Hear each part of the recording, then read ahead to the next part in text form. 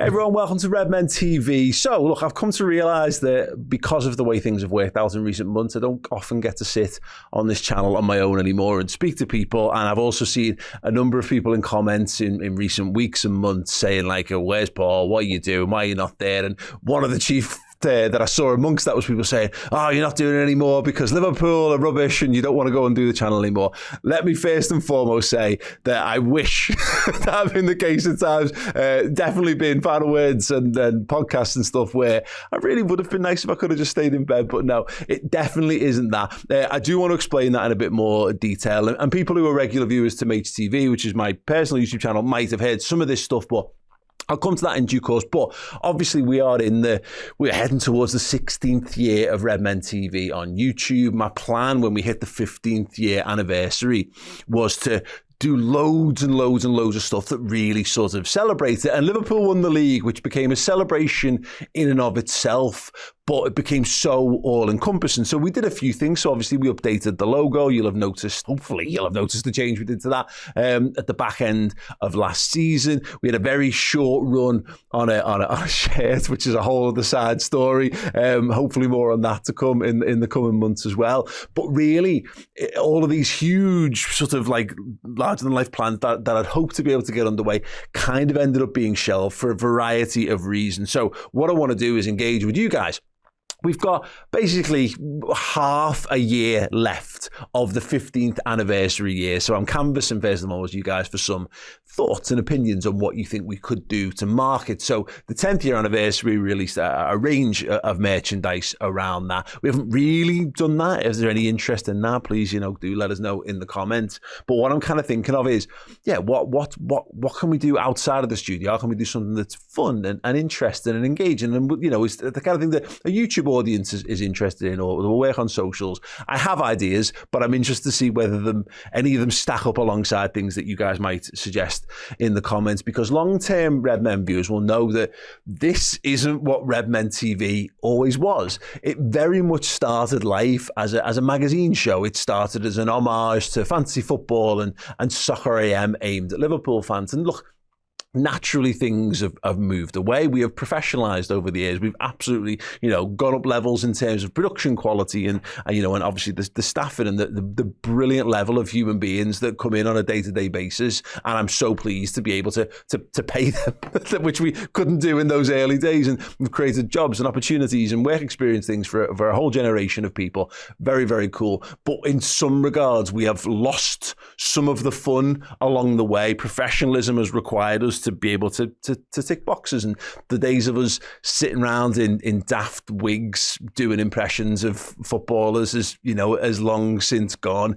Even when we were doing retro football TV back in the day, stuff like that, I was doing Champ Manager series and what have you. That's all the kind of stuff that falls by the wayside, because ultimately covering the most successful football club in English history is quite an all-consuming thing. But it is our 15th anniversary year, and I want to make sure that we do mark it in some fun way so that, in years to come, when we look back on it, it does really sort of hold up. I mean, to the point, the 10th anniversary, this was also linked with Liverpool winning the league. There was also, coronavirus as well, which impacted it. But that was the time when we did the big mural to celebrate Jordan Henderson lifting the trophy. And we were also going through some absolutely horrendous ownership issues over RedMen TV at the time, some of which I've discussed on Adam Smith's Inside the Industry podcast, so I won't bore you all with the details here. But needless to say, it's been a mad old time, and I'd like us to get back to being a bit mad and a bit weird and doing things that are just, entertaining. So suggestions in the comments, but I will hit you with an idea that I have, and then I will explain the reason for this video, tell you a little bit about why I haven't been quite as at the coalface of the channel this season as of previous years. I'm just going to ask you guys a question. I want you to tell me in the comments section underneath, who is the most famous Liverpool fan on planet Earth? I am fascinated by this as a subject, and because loads of people will probably come to a similar answer, but I've got a sneaky feeling that we're going to get quite a widespread thing, because so much of this is totally, subjective to your bubble and the things that you're interested in.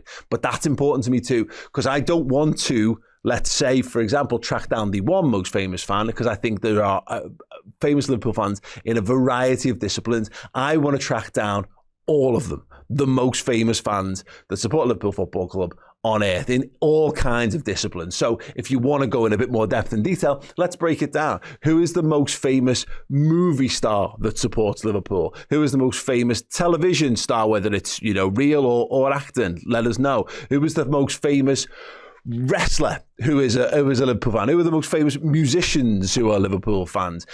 Throw me some genres in the comment section underneath, and then we're going to try and populate this out. Yeah, it's been stuck in my brain for a while. It was one of my big ideas, and it has been knocked by the wayside, but I want this to be an ongoing thing, and I want to involve you guys at home, because look, ultimately the RedMen TV audience is what has got us here. There's so many of you who've been with us from the start. There's people who've joined us recently. There's people who come new every single week. A lot of you, if you've joined this season, probably won't have a clue who I am. Hi, I'm Paul Machin. I helped create RedMen TV with my mind and a piece of paper, and then it's become a thing, and here we are. So yeah, thank you to everyone who's joined us on the journey so far. But yeah, I want to do this big thing, but I need your help.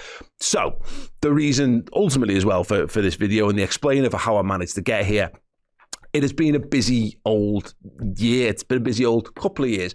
Again, some of you will know that a year ago, or just over a year ago now, we published my dad's book. We launched the Kickstarter and then published The Man Who Stole the World Cup. And it was brilliant, and it helped to raise money, much needed money for mum and dad. And my mum had a dementia diagnosis, and it's been shite. There is no undoing the fact that it is one of the most genuinely awful diseases that anyone can suffer, and the knock-on impacts and ramifications it has for family and all that kind of stuff. But look, I did it. We managed to take it from manuscript phase to out into the world and printed, and it exists. And I'm hoping to have copies of that available again soon for people to buy. But that will follow.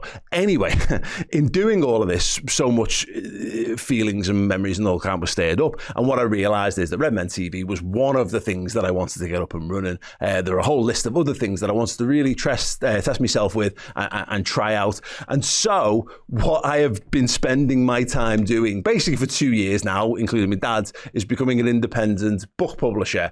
It was meant to just be a book writer, but I've decided to do it all myself once again, because why not? Because it's nice to make your life harder than it needs to be for yourself. But anyway, I'm rambling. The reality is, what I've spent this season finalizing is my first ever novel, and this is it. It is called The Eternal Flame, Yester-Boy, and it is completely and utterly totally outside of the established wheelhouse of what you might expect from someone who talks about Liverpool and football professionally. It is not a football book, so I will understand if the vast majority of you have no interest in this, but I am also aware that when I started writing this 17 years ago, before RedMen was even a scribble in a notebook, the landscape around superhero stories and time travel and general geekdom was far less prevalent than it is today. The MCU has been created and gone on to be a global sensation since. I believe there are a greater subsect of people now who not just like football, but also like superheroes and comic books and geeky science fiction and all that thing as well. And I'm hoping within that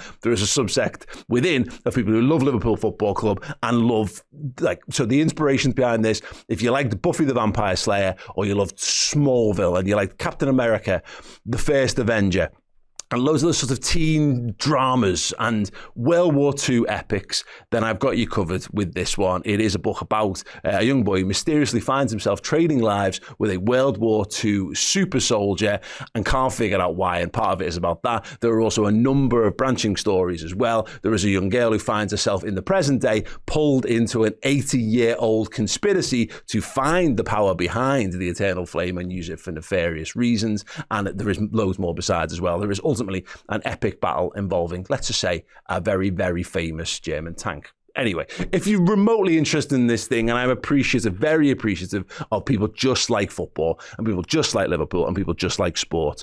But if, like me, you're a massive nerd as well, and you like all of those influences. Back to the Future. Why didn't I say Back to the Future sooner? Because that's a massive one as well. But yeah, this. It's self-published. I've put all of this together. The artwork is by the incredible Phil Galloway, who was a genuine, genius, talented man who's pulled this together and helped this, become a real thing and look so, so good. Hopefully the story lives up to the quality of his artwork. If you head to www.maichpublishing.com. I've set up a store to sell this, and in the coming weeks, hopefully, I'll get my dad's book on there as well. But yeah, I've priced it cheaply. It's in a pre-order period right now. There's a little discount on there because I just want people to go on there and have a punt. Now, I'm well aware I am not an established writer, and certainly not when it comes to science fiction and time travel and all that. So I'm asking you to take a punt. I think it's loads of fun. I genuinely love this book. I'm incredibly passionate about it being out in the world. I think it's excellent. I think people will really like it too.